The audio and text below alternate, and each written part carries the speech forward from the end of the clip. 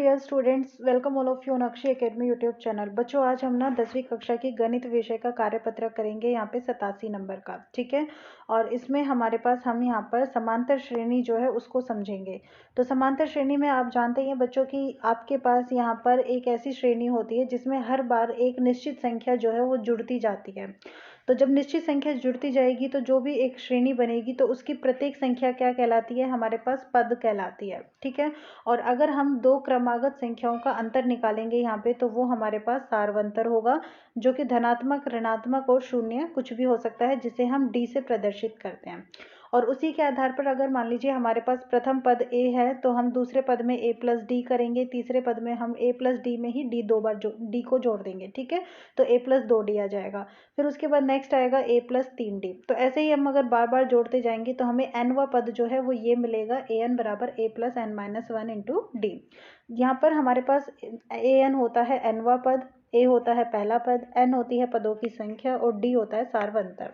और साथ साथ में जो एल होता है वो होता है अंतिम पद। तो हम यहाँ पर ए एन भी लिख सकते हैं इसको, या फिर एल भी लिख सकते हैं। ठीक है। और अगर मान लीजिए हमें यहाँ पर n पदों का योग दे रखा है और उसके साथ साथ में n माइनस वन पदों का भी योग दे रखा है और हमसे n वा पद पूछा जाता है तो हम उस समय इस सूत्र का यहाँ पे प्रयोग करेंगे। और दूसरी बात, जब A B C A P में होती है यानी कि समांतर श्रेणी में होती है तो बी यानी कि जो बीच वाली संख्या होती है ना, वो ए और सी जो किनारे वाली संख्या होती है उनका समांतर माध्य कहलाती है। तो उसके लिए हम किनारे वाली संख्याओं को जोड़ देते हैं यानी कि a प्लस सी और फिर उसके बाद 2 से भाग दे देते हैं तो हमें b मिल जाता है। यहाँ पे हमें उदाहरण दिए हुए हैं जिनमें सार्व अंतर एक तो है 0 से बड़ा यानी कि धनात्मक, जैसे कि मान लिया 10, तो श्रेणी बन गई देखो 20 30 40 50 60 70 80। और अगर d का मान 0 से कम है मतलब ऋणात्मक, जैसे कि मान लीजिए -25, तो 100 फिर 25 घटाया 75 फिर 25 घटाया 50 फिर 25 घटाया 25 फिर 0 ऐसे। और अगर डी का मान 0 हो जाता है तो यानी कि 5 5 5 5 5, तो ये भी हमारे पास समांतर श्रेणी होती है। अब बच्चों यहाँ पे हमारे पास कुछ प्रश्न है, 7 प्रश्न है। चलिए हम एक एक करके इन प्रश्नों को हल करते हैं। सबसे पहला प्रश्न हम ले लेते हैं यहाँ पे कि एपी के प्रथम 4 पद लिखिए जिनका प्रथम पद ए का मान आपको दिया हुआ है और सार्वंतर दिया हुआ है। पहला प्रश्न देखते हैं जिसमें ए का मान है 10 और डी का मान है 10। ठीक है। अब बच्चों हमें यहाँ पर अगर दूसरा पद ज्ञात करना है तो दूसरे पद के लिए होता है ए प्लस डी। ठीक है। और a प्लस डी होता है तो इसका मतलब हम 10 में 10 को जोड़ देंगे तो 10 प्लस 10 हो जाएगा 20। फिर हम तीसरा पद ज्ञात करेंगे तो उसमें हम क्या करते हैं कि a प्लस डी में ही हम क्या करते हैं, d को दोबारा से जोड़ देते हैं। तो इसका मतलब हमने 20 में 10 को जोड़ देते हैं तो 20 प्लस 10 हमारे पास 30 हो जाएगा। और चौथा पद हम ज्ञात करेंगे तो यहाँ पर हो जाएगा a प्लस डी और फिर ये है अब हमारे पास में 2d और उसमें हमने दोबारा से d जोड़ दिया, यहाँ पे 2 है। ठीक है। तो यानी कि 30 प्लस 10 बराबर हो जाएंगे हमारे पास 40। तो हमारे पास ये जो श्रेणी है इसके 4 पद क्या क्या हो जाते हैं, पहला पद तो है 10, फिर उसके बाद 20, फिर 30 और फिर 40 और उसके बाद आगे कंटिन्यू। ठीक है। तो ये हमारा ऑप्शन हुआ। दूसरा हम यहाँ पर देखते हैं कि a का मान है हमारे पास यहाँ पे -2 और d का मान है 0। बच्चों जब d का मान 0 है यानी कि 0 जुड़ेगा और 0 जब जुड़ेगा तो इसका मतलब है कि सारे पद एक जैसे ही रहेंगे। पहला पद भी -2 होगा, दूसरे पद में अगर आपने 0 जोड़ा तो -2 और 0 कितना हुआ, -2 ही रहा। अगर आप तीसरा पद भी लेंगे तो भी -2 होगा और चौथा पद लेंगे तो भी क्या हो जाएगा, -2। ठीक है। इसके बाद तीसरा प्रश्न देखते हैं जिसमें a का मान हमें 4 दिया हुआ है और d का मान दिया हुआ है -3। तो बच्चों पहला पद तो है हमारे पास यहाँ पे 4। ठीक है। दूसरा पद हम ज्ञात करेंगे तो a प्लस डी करेंगे। a का मान 4 है और d का मान -3, तो 4 - 3 हो गया 1। अब तीसरा पद हमें ज्ञात करना है तो तीसरे पद के लिए हम दूसरे पद में क्या करते हैं, d जोड़ देंगे। ठीक है। तो दूसरा पद हमारे पास 1 है, इसमें d को जोड़ा तो -3 जोड़ा तो हमें मिला -2। इसके बाद हम यहाँ पर चौथा पद ज्ञात करेंगे। ठीक है। तो चौथे पद में हम क्या करेंगे, -2 हमारे पास होगा और -3 हम यहाँ पर लिख लेंगे तो -2 और -3 हो जाएंगे -5। तो बच्चों यहाँ पे हमारे पास सारणी आ जाती है। पहला पद तो है जी 4, दूसरा पद हमारे पास हो गया है 1, तीसरा पद हो गया है -2 और चौथा पद हमारे पास हो गया है -5। ठीक है। तो यहाँ पे हमारा पहला प्रश्न पूरा हुआ। अब हम देखते हैं दूसरा प्रश्न जिसमें हमसे कहा है कि इस समांतर श्रेणी का आपको व्यापक पद लिखना है। व्यापक पद का मतलब nवा पद आपको ज्ञात करना है। तो इसमें a का मान तो हमारे पास 4 है ठीक है। डी का मान ज्ञात करने के लिए हम दूसरे पद यानी कि 7 में से 4 को घटा देंगे पहले पद को, तो 3 आएगा।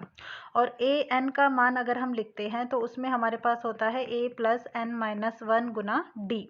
तो बच्चों ए का मान आपने लिखा 4, एन नहीं पता आपको क्योंकि आपको व्यापक पद ज्ञात करना है, और डी हमारे पास है 3। तो इसको हल करेंगे तो ये हो जाएगा हमारे पास 4 प्लस 3n माइनस 3। तो 3n तो है ही, और 4 में से 3 गया तो हमारे पास आया 1। तो an हमारे पास आएगा 3n प्लस 1। ये हो गया व्यापक पद। चलिए देखते हैं तीसरा प्रश्न। इसमें हमसे पूछा है कि इस समांतर श्रेणी का कौन सा पद सबसे पहला ऋणात्मक पद होगा। तो बच्चों यहाँ पर हम ना पहला पद देखते हैं तो वो तो 35 है, ठीक है। और सारवंतर अगर हम देखेंगे तो हम उसके लिए दूसरे पद में से पहले पद को घटा देंगे, तो यहाँ पर क्या आएगा -5। यानी कि बच्चों हम देख रहे हैं कि यहाँ पे जो भी आपके पास पद आएंगे वो 5 के गुणज के रूप में आएंगे। अब सबसे पहला ऋणात्मक पद की आप बात कर रहे हो, तो सबसे पहला ऋणात्मक पद तो हमारे पास -5 होगा, क्योंकि 0 की बात अगर हम करेंगे तो 0 से कम होता जाएगा तो -5 ही ऐसा होगा, ठीक है। तो इसका मतलब ये हुआ कि nवा पद जो है हमारे पास -5 हुआ। अब हमें यहाँ पर ए एन में ये बताना है कि n का मान यहाँ पे क्या है। तो अब बच्चों हम यहाँ पर सबका मान रख देते हैं। ए एन हमारे पास है -5, ए का मान है हमारे पास 35, ठीक है, और एन हमें यहाँ पे ज्ञात करना है। और उसके बाद डी का मान हमारे पास है -5। तो बच्चों जब हम इसको हल करते हैं तो ये तो हो जाता है 35, ठीक है।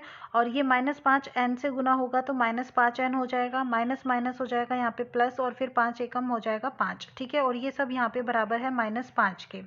अब जब आप इसको यहाँ पे हल करने चलोगे तो यहाँ पे हम देखते हैं क्या होता है। -5 तो है ही, 35 यहाँ पे आएगा तो माइनस में हो जाएगा, फिर 5 भी यहाँ पे आएगा तो माइनस में हो जाएगा, और ये बराबर होंगे -5n के। तो इन सबको जोड़ दीजिए, 35 और 5 हो जाएंगे 40, 40 और 5 हो जाएगा 45, तो -45, और ये बराबर होगा -5n के। तो यहाँ से हम 5n ज्ञात कर सकते हैं जो कि 45 के बराबर होगा, ठीक है। यानी कि माइनस माइनस कैंसिल, तो n का मान हमें मिलेगा 45/5 यानी कि 9। यानी कि नवा पद ऐसा होगा हमारे पास जो कि सबसे पहला ऋणात्मक पद हो जाएगा, ठीक है। तो बच्चों ये हमारा हो गया है तीसरा प्रश्न। अब ले लीजिए चौथा प्रश्न। 10 और 250 के बीच में 4 के कितने गुणज है। तो बच्चों आप भाग देना स्टार्ट करो। देखो तो इस प्रश्न को जब हम हल करने चलते हैं तो बच्चों हम देखते हैं कि 10 के बाद ना हमारे पास ना 12 ऐसी संख्या आती है जिसमें क्या होता है 4 से भाग जाता है, ठीक है। और 12 के बाद आता है 16, इसमें भी 4 से भाग जाएगा। और 16 के बाद आता है हमारे पास 20, ठीक है। लेकिन अगर हम 250 की बात करते हैं तो 250 से पहले हम देखेंगे कि किस में 4 से भाग जा सकता है। हम देखते हैं कि 250 में तो 4 से भाग नहीं जा रहा ना। और 250 से पहले क्या आता है 249, क्या 249 में 4 से भाग जाएगा, नहीं जाता, तो ये भी नहीं होगा। और उससे पहले क्या आता है 248 आता है। इसका मतलब ये हुआ कि अगर हम भाग दे 4 से तो 4 छिका 24 और फिर 4 दूनी 8, यानी कि 248 जो है इसमें 4 से पूरा पूरा भाग जाएगा। यानी कि 10 और 250 के बीच में 4 के जो गुणज हैं वो ये हमारे पास है। अब ये कितने हैं हमें ये ज्ञात करना है। तो इसमें हम देखते हैं कि ये हमारे पास एक समांतर श्रेणी बनती है, तो जिसमें हमारे पास जो प्रथम पद है वो तो है जी 12, ठीक है। और जो डी का मान हम यहाँ पर देखेंगे सारवंतर, वो 16 में से 12 को घटाने के बाद हमें मिलेगा जो कि मिलेगा 4।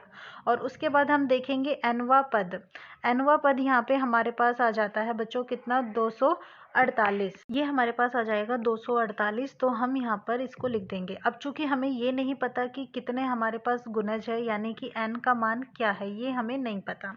तो बच्चों हम यहाँ पर ना ए एन का सूत्र लगाएंगे जो कि बराबर होता है a plus n minus 1 into D के, और सबके मान रख देंगे जो भी हमारे पास है। ए एन हमारे पास है यहाँ पर 248 के बराबर। प्रथम पद है हमारे पास यहाँ पे 12 प्लस n, ये हमें यहाँ पे ज्ञात करना है। और डी हमारे पास है बच्चों 4 के बराबर, ठीक है। हम इसको हल करेंगे, तो जब हम इसको हल करते हैं तो 248 तो है ही, ठीक है। और यहाँ पे इसको ले लेते हैं 12 प्लस 4 को गुना किया n से, 4n माइनस 4 मिला। तो बच्चों ये हमारे पास हो जाएगा 12 में से 4 चले जाएंगे यहाँ पे तो बचेगा 8, और ये प्लस में 4n हो जाएगा, ठीक है। तो यहाँ से 4n अगर हम ज्ञात करेंगे तो ये 248 तो है ही, 8 यहाँ पे आ जाएगा तो माइनस में हो जाएगा यानी कि 240 हो जाएंगे। तो यहाँ से हमें n का मान मिल जाएगा 240/4। 4 यानी कि 60। इसका मतलब हमारे पास यहाँ पे 60 ऐसी संख्याएं हैं 10 और 250 के बीच में जिनमें 4 से पूरा पूरा भाग चला जाता है, यानी कि जो 4 के गुणज है। इसके बाद हम चलते हैं 5वें प्रश्न की ओर।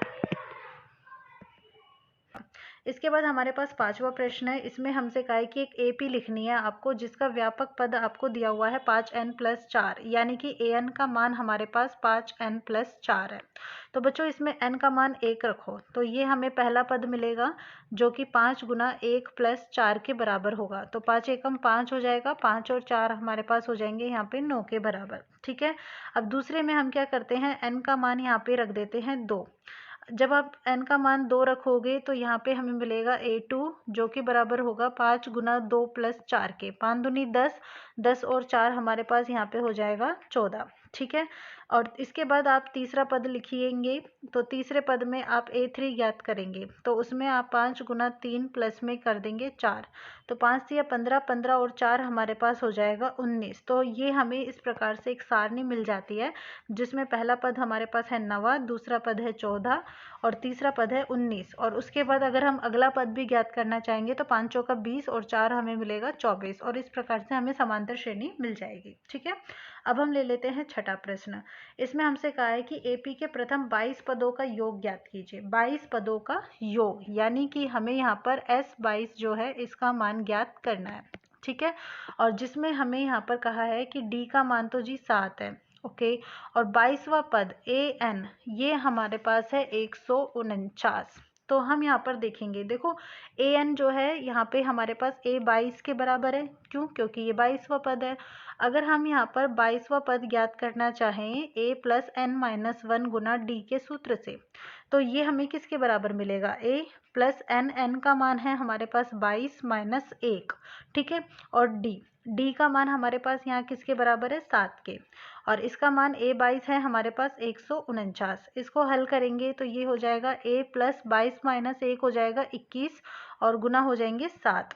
तो a + 21 सत्ता हो जाएगा 147, और ये हमारे पास है 149। तो बच्चों यहाँ से हमें a का मान मिलेगा फिर 149 - 147 यानी कि 2 के बराबर।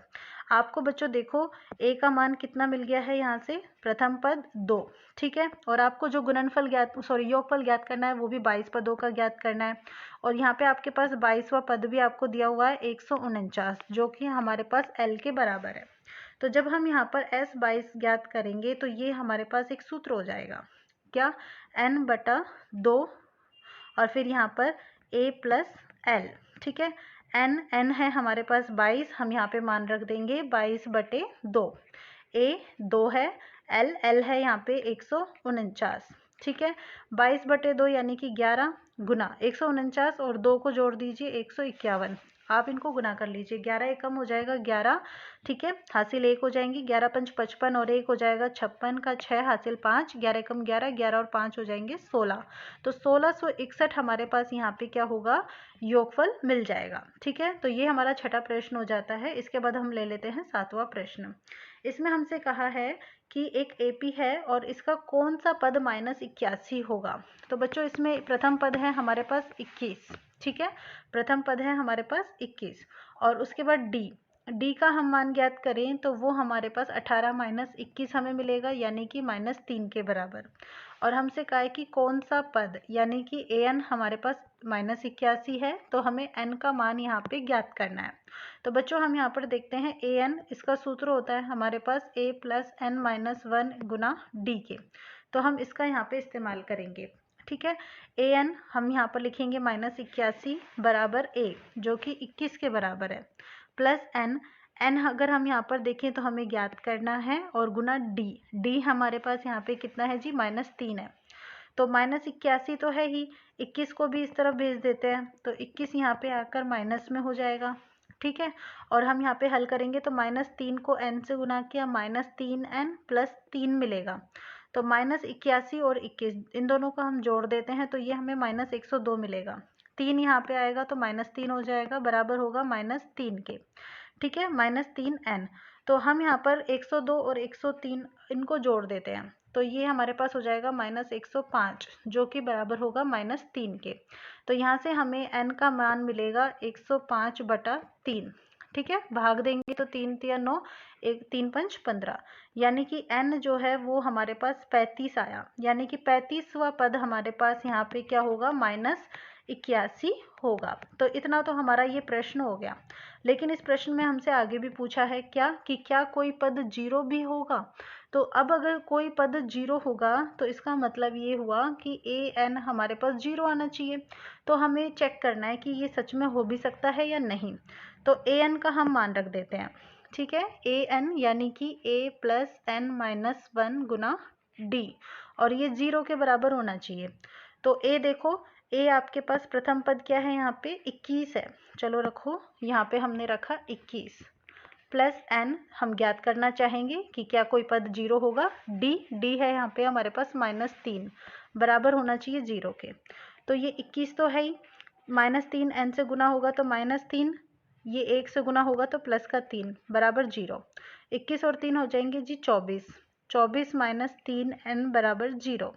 तो यहाँ पे हमें 3n का मान किसके बराबर मिलेगा, 24 के। तो n का मान कैसा होगा, 24/3, और 24/3 यानी कि 8। इसका मतलब ये हुआ कि हमारे पास यहाँ पे 8वां पद, ठीक है, हमारा जो 8वां पद है उसका मान क्या होगा, 0 होगा, ठीक है, 8वां पद 0 होगा। तो ये हमारा हो सकता है। और अपने उत्तर की पुष्टि के लिए कारण दीजिए। तो कारण में हमने ये यहाँ पे इसको हल करके दिखा दिया है। अब बच्चों यहाँ पे हमारी वर्कशीट कंप्लीट होती है। अगर आपको अच्छी लगी हो, समझ में आई हो, तो आप लाइक कमेंट जरूर कीजिएगा और चैनल को सब्सक्राइब भी कीजिएगा। Thank you so much for watching my channel.